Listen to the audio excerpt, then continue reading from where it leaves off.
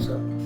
मी प्राचार्य सुनील पंडित, दी progressive education सोसायटीचे प्रगत माध्यमिक आणि उच्च माध्यमिक विद्यालय नवी पेठ अहिल्यानगर येथे 1994 पासून या ठिकाणी कार्यरत आहे.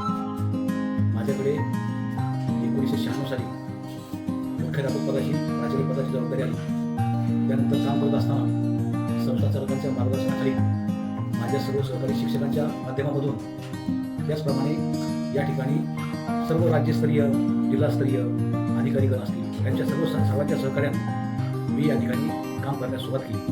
मला अतिशय आनंद होतो आहे की 1994 साली ही जी शाळा आपण या ठिकाणी सुरू केली तेव्हापासून आतापर्यंत या शाळेतील अनेक विद्यार्थी अनेक मोठ्या पदावरती गेलेले आहेत. काही जिल्हाधिकारी झालेले आहेत, काही त्या ठिकाणी क्लास 1 अधिकारी झालेले आहेत, काही मोठ्या संस्था त्यांनी त्या ठिकाणी काढलेल्या आहेत, काही प्राध्यापक झाले, काही शिक्षक झाले, त्याचप्रमाणे काही सीए झालेले आहेत.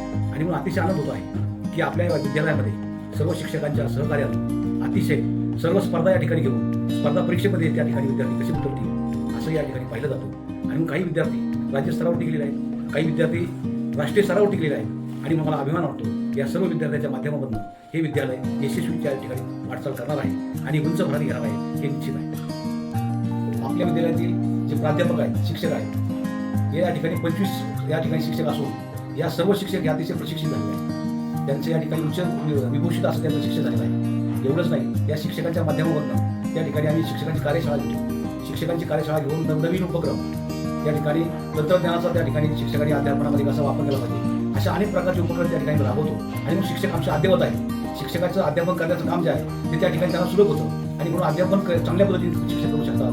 माझे शिक्षक अतिशय उत्कृष्ट असं अध्ययन करतात आणि म्हणून हे निकाल त्यांच्यामुळेच लागलेला आहे असं मला या ठिकाणी वाटतं. विद्यालयामध्ये गेल्या अनेक वर्षापासून चालक परीक्षेचे निकाल 100% लागत आलेले आहे. त्याचप्रमाणे 2008 साली आम्ही उच्च माध्यमिक विभाग सुरू केला.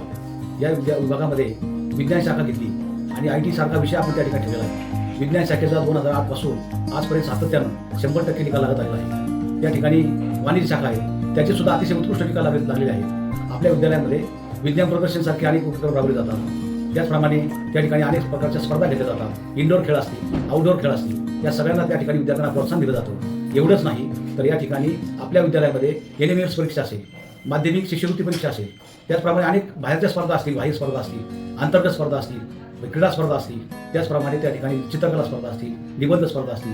या सगळ्या स्पर्धेमध्ये आपले विद्यार्थी त्या ठिकाणी सहभागी होतात. आणि गेल्या वर्षी तर या ठिकाणी चित्रकला स्पर्धेमध्ये आपले विद्यार्थी राज्यस्तरावरती गेलेले आहेत.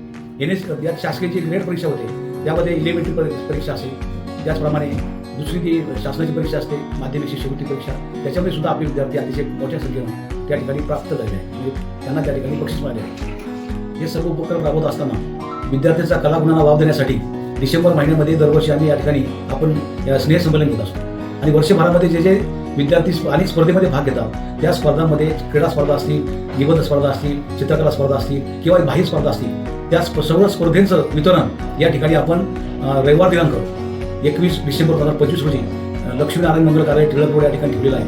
आणि मग पालकांना सुद्धा मी विनंती करणार आहे की आपल्या पाल्यांना या ठिकाणी आपण स्वतः बरोबर घेऊन यावं आणि विद्यार्थ्यांच्या कलागुणांना वाव कसा आपण या ठिकाणी वर्षभर देतो, त्या ठिकाणी आपले विद्यार्थी काय करतात, त्यांचं सांस्कृतिक कार्यक्रम कसा होतो, त्यांनी कसा बसवलेला आहे, शिक्षकांनी कशा पद्धतीने कार्यक्रम बसवलेले आहेत याचा आस्वाद घ्यावा अशा प्रकारची मी तुम्हाला विनंती करतो.